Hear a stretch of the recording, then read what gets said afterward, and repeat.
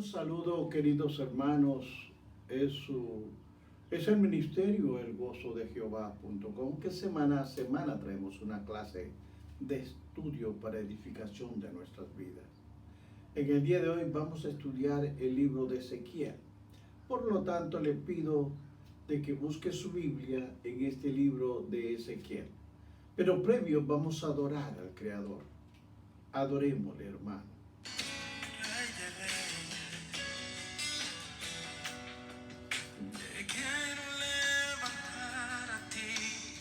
Mis manos, maravilloso Jesús, milagroso Señor, y llenas el lugar de tu presencia y al descender tu poder a los que estamos aquí. Creo en ti.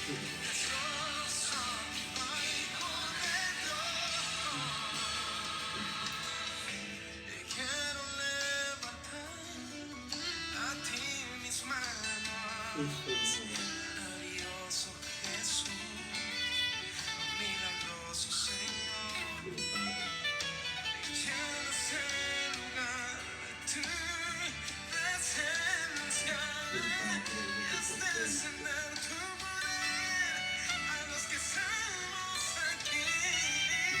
Creo en ti, Jesús, y a lo que harás en mí. Y creo en ti, Jesús, y a lo que harás en mí. Bendito Dios, bendito Dios, grande es tu misericordia, Padre. Grande es tu misericordia. Grande es tu misericordia, Padre.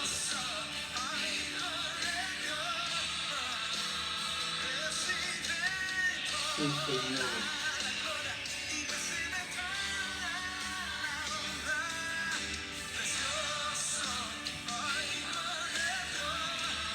Sí, Señor. Amén y amén, Señor. Queridos hermanos, hoy vamos a estudiar el libro de Ezequiel. Es un profeta del exilio. Hay dos profetas. Hoy tomaremos a Ezequiel. Vamos a estudiarlo. Ezequiel capítulo 1, versículo de 3 al 5, dice así: a la gloria del Padre, del Hijo y del Espíritu Santo. Vino palabra de Jehová al sacerdote Ezequiel, hijo de Busí, en la tierra de los caldeos, junto al río Quebar. Vino allí sobre él la mano de Jehová. Y miré, y he aquí que venía del norte un viento tempestuoso, y una gran nube, con un fuego envolvente, y alrededor de él un resplandor. Y en medio del fuego algo que parecía como bronce refulgente, y en medio de ella la figura de 4 seres vivientes. Esta era su apariencia. Había de ellos semejanza de hombre. Bendito Dios y Padre de la gloria. Bendito eres, Padre. Te pido en el nombre de Jesús Que el Espíritu Santo me guíe y ponga palabras en mi boca para poder explicar a este profeta. Amén. Bien, hermanos, vamos a ver el tema de Ezequiel. Le he puesto por nombre a Ezequiel. Y como una forma de introducción, Ezequiel profetizó que los babilónicos iban a conquistar a Judá, lo iban a destruir, y que estarían cautivos en Babilonia por 70 años, de acuerdo al libro de Jeremías 29:10. El cumplimiento de esta profecía trajo ¿de qué? Trajo una oscuridad para el pueblo, una oscuridad por esta profecía. Sin embargo, durante este tiempo de desesperación nacional, Dios levantó voces. Y esta es una voz que se levanta, voces proféticas que dieron a los exiliados de Judá, que dieron una esperanza presente y futura. Por eso, hermanos, ellos habían experimentado por sí mismos la desorientación y alineación del exilio en Babilonia. Dios usó las situaciones de Ezequiel para cumplir sus planes y propósitos. Ahora veamos lo siguiente. Ezequiel, cuyo nombre significa Dios fortalece, era por tanto un profeta como un sacerdote. Tenía dos funciones, sacerdote y profeta, de acuerdo al libro de Ezequiel capítulo 1, versículo 3. Ezequiel vivió en Jerusalén hasta la edad de 25 años. Él vivió ahí cuando lo llevaron a Babilonia, lejos del templo en Jerusalén, donde hacía los servicios, donde normalmente cada israelita sacerdote ejercía sus funciones ministeriales. Empezaba su ministerio, pero debido a su papel sacerdotal, la profecía de Ezequiel da énfasis al templo, a los modelos de adoración y actitudes respectivas, de acuerdo a Ezequiel capítulo 8:11. Como profeta, Ezequiel fue llamado a menudo para entregar mensajes acerca del fracaso del pueblo respecto a su pacto con Dios. Habían fracasado, habían sucumbido. Ahora bien, mientras ellos estaban en Babilonia, Ezequiel y su esposa, sí, porque era casado, vivían en su propia casa. Entre los judíos cautivos, ellos tenían su casa. Y vivían cerca al río Quebar, de acuerdo al capítulo 1:1. Él profetizó durante 25 largos años. Dios lo dirigió, oiga bien, específicamente a Ezequiel a involucrarse personalmente en los mensajes y con el pueblo. Era que Dios quería que entrara dentro de todo esto, por medio de hacer una representación de sus profecías. Ahora, durante su ministerio, Dios se refirió al profeta como hijo de hombre. Cuando usted ve este libro, le va a mencionar 90 veces el nombre de hijo de hombre. Y le muestran muchas, pero muchas visiones de juicio futuro y de otros eventos, más que cualquier otro profeta del Antiguo Testamento. Entiéndalo bien. Ezequiel registró cuidadosamente las fechas en que él vio varias de sus visiones, porque Dios le daba visiones, pero él apuntaba, escribía cada uno de esos detalles. Él y el Espíritu del Señor entraba en Ezequiel y lo levantaba dándole a veces, llevándole de un lugar a otro. Permítame explicarlo.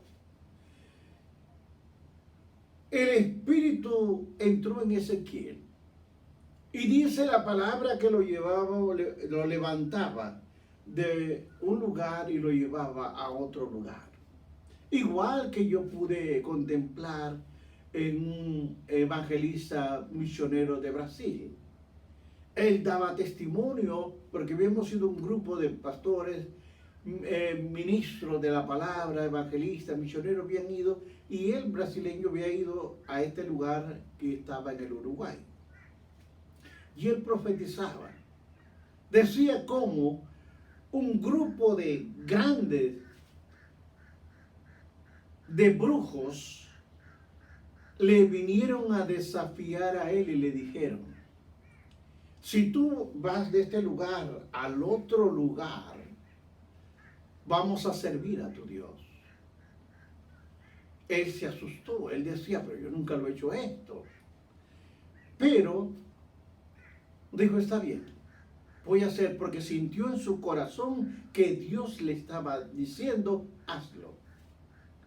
Porque el brujo mayor decía, yo y todos los demás vamos a servir a ese Dios. Entonces, comenzó ese desafío. El brujo tenía que ir a un lugar como 30 pies y luego regresar. Y cuando comenzó realmente el brujo voló prácticamente al otro extremo.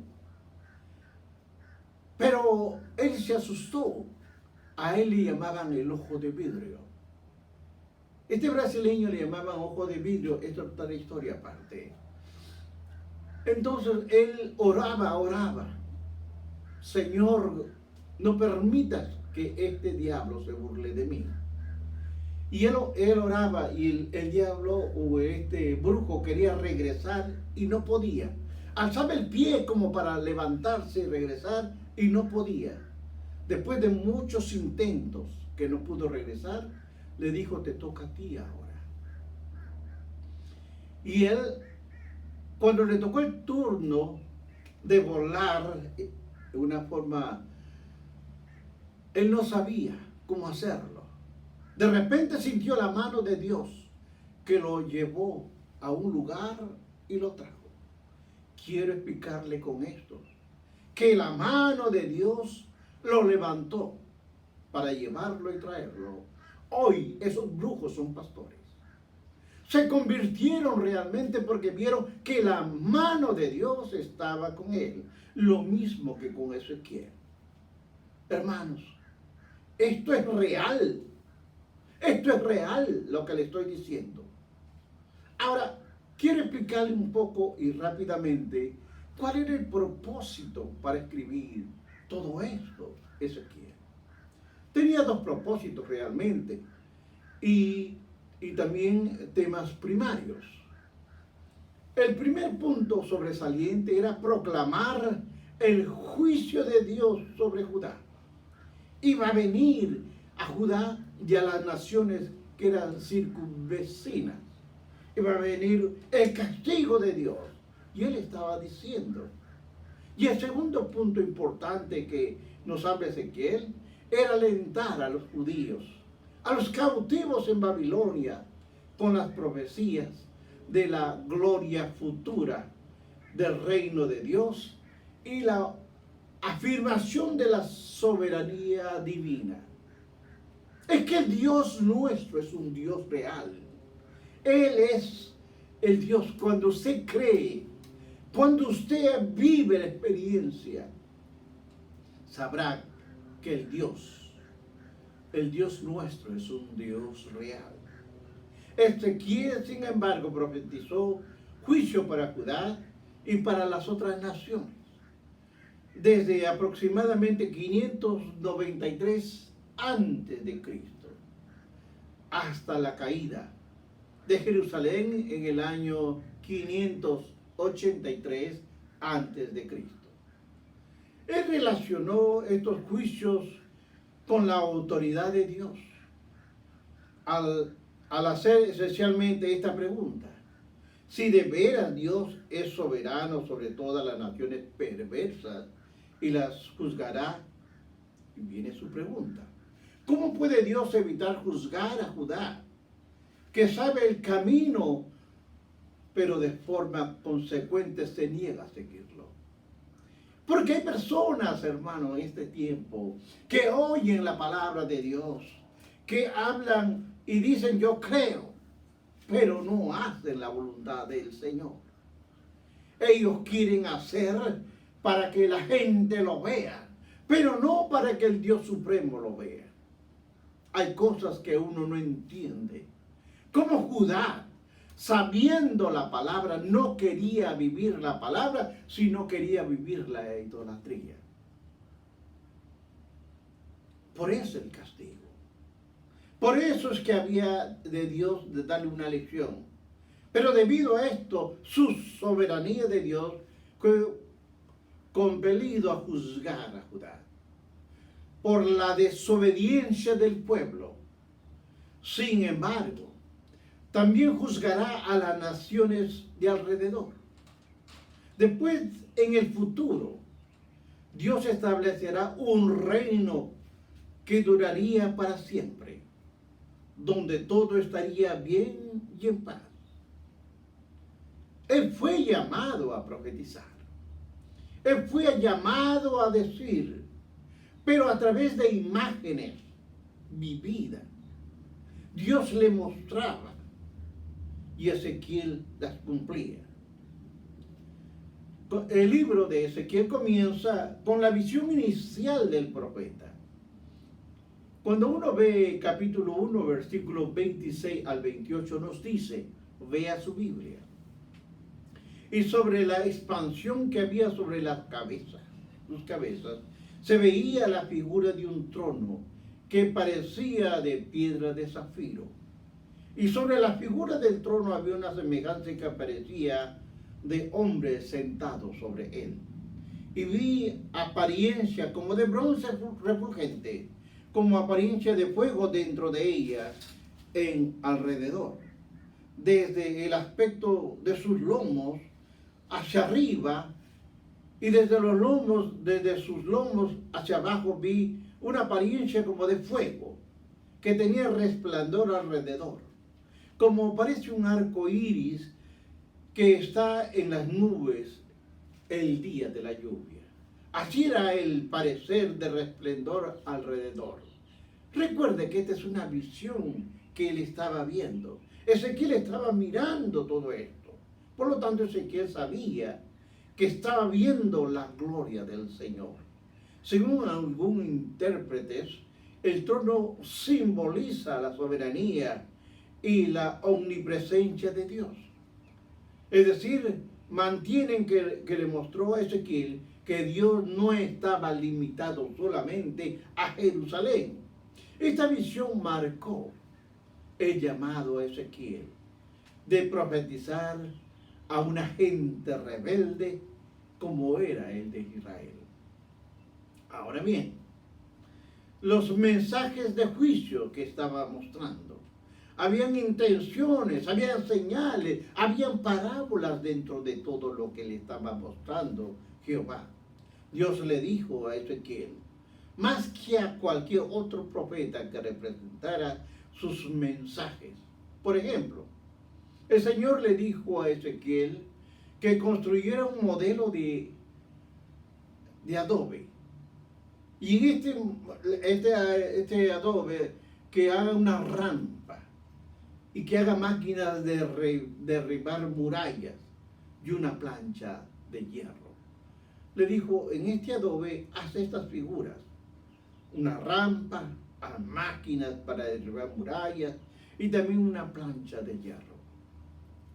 Su palabra en el capítulo 4, 1 a 3 nos dice, tú, hijo de hombre, diseña sobre él la ciudad de Jerusalén y pondrás contra ella sitio, edificarás contra ella fortaleza y sacarás contra ella baluarte y pondrás delante de ella campamento y colocarás contra ella arietes alrededor.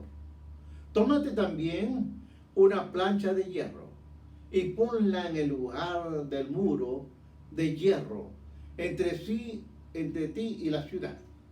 Afirmarás luego tu rostro contra ella, te será en lugar de cerco, y la sitiarás, es señal de la casa de Israel. Ahora bien, ¿por qué? Cuando usted lea la Biblia, no solamente se conforme, sino averigüe por qué. En Ezequiel capítulo 4, 8 nos dice, ya es un mandato de Dios, le va a decir a Ezequiel, tú te acostarás sobre tu lado maldad de la casa de Israel. El número de los días que dormirás sobre él llevarás sobre ti la maldad de ellos. Yo le he dado los días de su maldad por el número de días, 390 días. Y llevarás la maldad de la casa de Israel. Cumplidos estos te acostarás sobre tu lado derecho por segunda vez. 40 días. 40 días más tras sí. Al asedio de Jerusalén afirmarás tu rostro y cubrirás tu brazo, profetizarás contra ella. Y aquí he puesto sobre ti ataduras, y no te volverás a un lado a otro hasta que hayas cumplido los días de tu asedio. Sin embargo, en obediencia a estas instrucciones del Señor, Ezequiel se acostó sobre su lado izquierdo. Él tenía que permanecer 390 días acostado de un lado izquierdo y 40 días en el lado derecho. Déjeme explicarle un poco. La maldad de Israel había sido grande, espantosa. Israel tuvo castigo tremendo. Ahora, Judá eran 40, porque gobernaban con temor y temblor, salvo el rey Manasés, que fue un malvado. Hizo sacrificios inmundos en el altar del Señor. 40 días, que fue 40 años de gobierno. Esto es para ilustrar de tener que cargar el pecado de Israel y Judá. Ahora bien, no solamente tenía esto que hacer de dormir al lado izquierdo y luego dormir al lado derecho, sino que también el profeta debía beber solamente agua y pan cocido. Mire lo que está hablando el Dios de la gloria, pan cocido. Pero este pan cocido era en excremento, aunque su parte inicial de Jehová fue decirle que sea quemado el excremento humano, pero después lo cambió a que sea estiércol de buey. Estas imágenes representan. ¿Por qué tenía que hacerlo? Porque representan las raciones de comida inmunda que su pueblo iba en esclavitud, iba a comer en el exilio. Iba a comer, pero le daba a sentir a Ezequiel lo que iba a pasar el pueblo. Entienda usted, Dios ordenó a Ezequiel que afeitara también su cabeza. Con un cuchillo se afeitó la cabeza completamente. Y su barba, oiga bien, con un cuchillo tenía que dividirlo en 3 partes. 3 largos partes lo tenía, simbolizando una tercera parte iba a morir de hambre. Otra tercera parte iba a morir a espada. Y la otra tercera parte simbolizaba que iba a ir a Babilonia. Después el profeta llenó sus bolsas y abrió con sus manos un agujero en la muralla y llevó sus pertenencias afuera, con su rostro cubierto. ¿Por qué tenía que hacer con su rostro cubierto? Para ilustrar al pueblo del exilio cómo tenía que vivir, comer, alimentarse con temor y estremecimiento. Se estremecía. Así es que el pueblo iba a vivir en Babilonia. Iba a comer comida que no estaban acostumbrados. Iban a comer cosas inmundas. Y eso es lo que estaba ilustrando.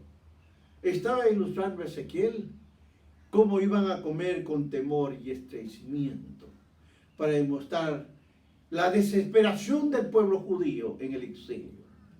Ahora bien, en Ezequiel, en el capítulo 24, Dios le dijo a Ezequiel que manifestara el lamento cuando su esposa murió, porque murió la esposa de Ezequiel. Y dijo, no llores, para que el pueblo no lo vea, tu llanto, tu lágrima.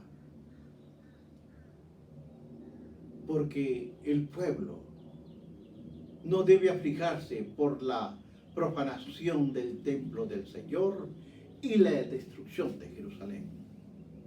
Ahora miremos por qué tal comunicó sus mensajes. ¿Por qué los comunicó con tanta actuación dramática? ¿Por qué nos aparecen tantas raras en estas lecciones? ¿Por qué? Dios no permite que este drama, las palabras y acciones de Ezequiel dieron el tratamiento, un choque a una nación insensibilizada. Era insensible, no le importaba a Jehová. El pecado era contra Dios. Su lenguaje era intrépido y provocativo, porque él en el capítulo 16 y el 23 hizo escandalizar al pueblo judío, a traer una convicción de civilización a la verdad por su vida de adulterio espiritual. El pueblo judío vivía en adulterio todo el tiempo.